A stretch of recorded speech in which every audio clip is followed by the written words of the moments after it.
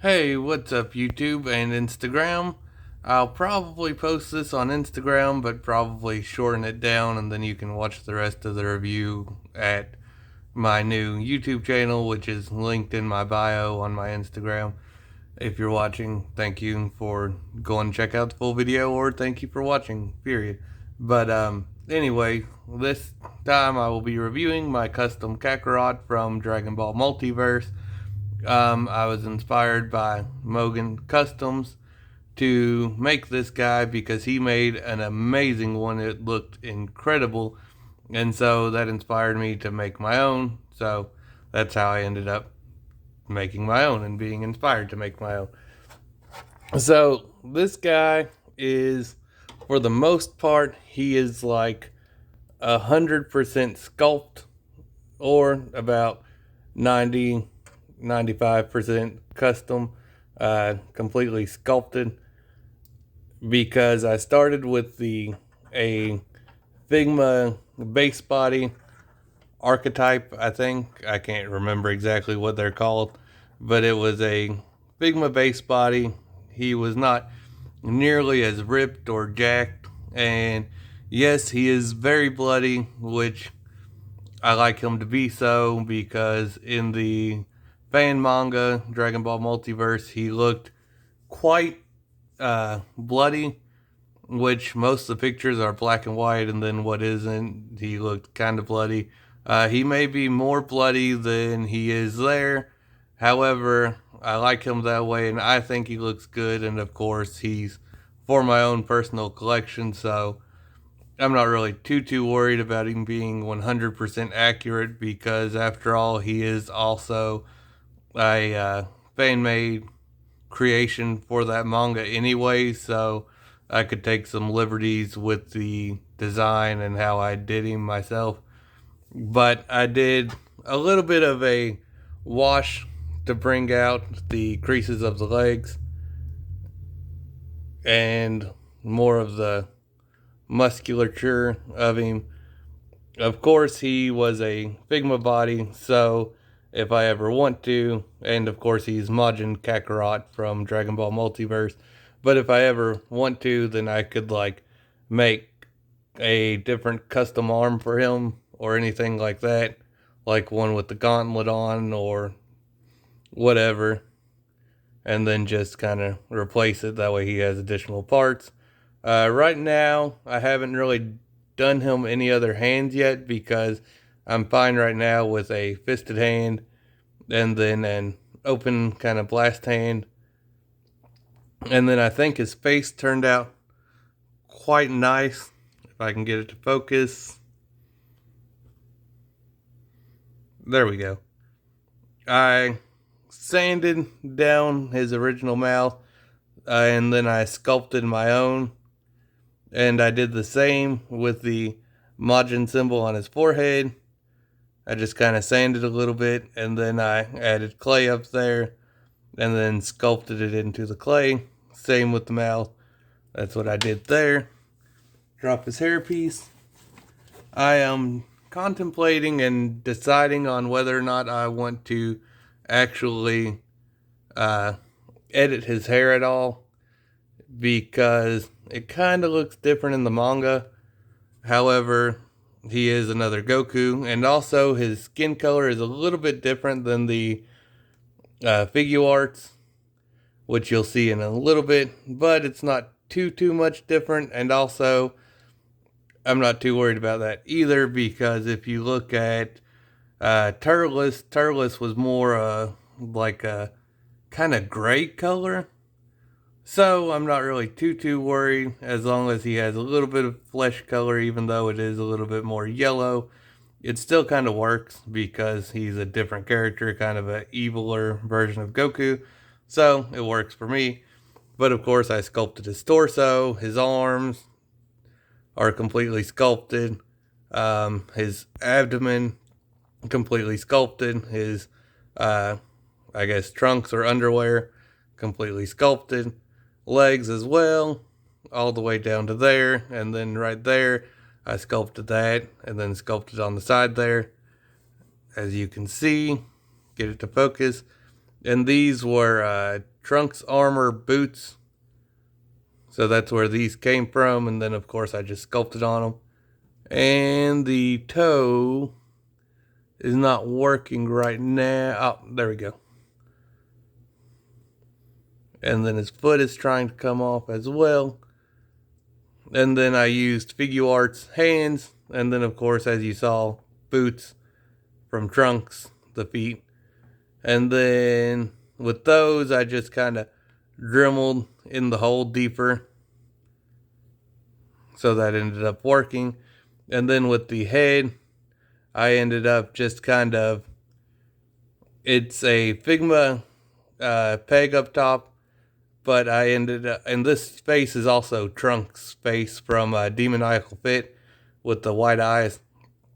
And so I ended up just putting him in boiling hot water and just pretty much shoving the head on. So that way it just stretched itself out and didn't have to really cut too much into it.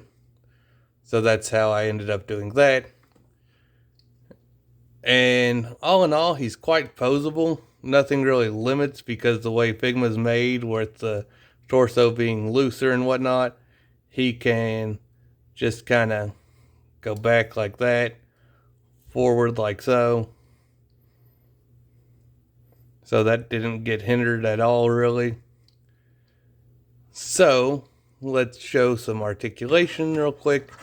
His head, side to side, and then it can tilt also, side to side, back, forward, and then his ab,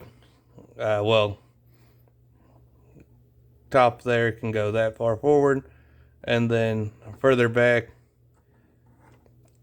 and then his arms go up, can go down, can go forward and back a little bit, not too much though, rotate up, and then rotate all the way around, of course. He can bend his arm that much. He can hinge his wrist,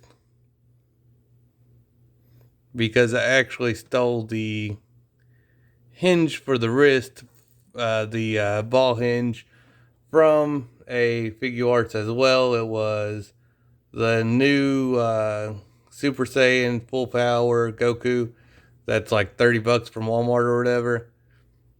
And then he can kick out that far, bend his knee there. And of course, this pain in here is kind of rubbing off, but I'm not too worried about that because it's not really seen too much. And then he can hinge his foot down, up, and then you saw earlier, toe hinge, and then it popped back out, and then it can kind of, not really much tilt at all. But he works the way I want him to. And then he actually, what I really like using with him is the, it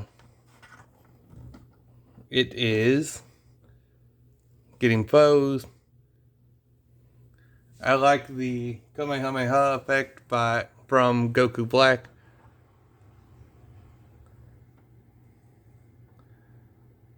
That actually looks quite nice with him.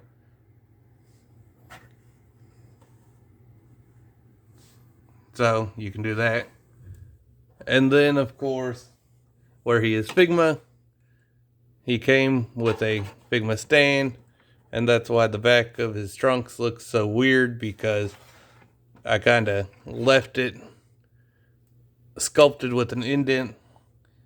That way it can just peg in like so. So let's do some size comparisons.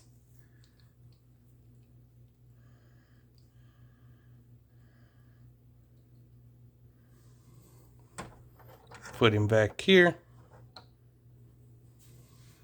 Here, first we have Figuarts Superhero Goku. which this guy is actually getting kind of loose in the hips, which really bums me out because he is a really solid figure. If I can get him to stay. There we go. So those two look really good together. And then we have him next to the Figuarts Superhero Vegeta,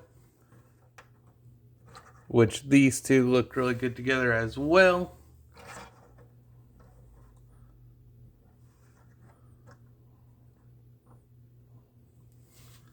Like so. And then one more real quick. I'll be right back. Gotta grab him from my shelf.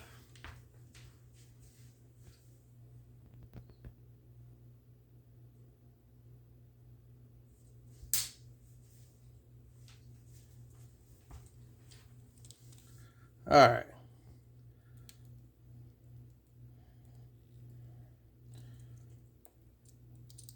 Let me get him situated.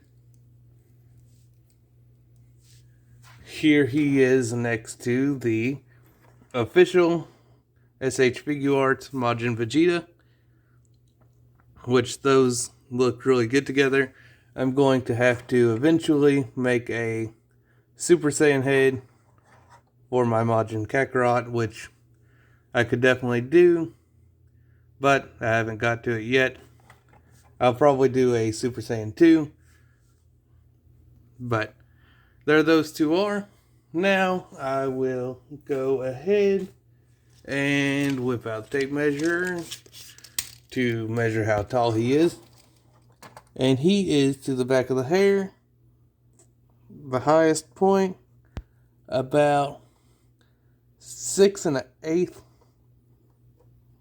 inches. And then of course to the top of the forehead, he is about 5 1/4. So he's pretty decent size, and he scales up fairly well with everything else. But anyways, guys, that has been my review of my custom Dragon Ball Multiverse Kakarot figure. I hope you guys enjoyed. Thank you all for watching. Thank you for all the support. This has been 12 Virus signing out.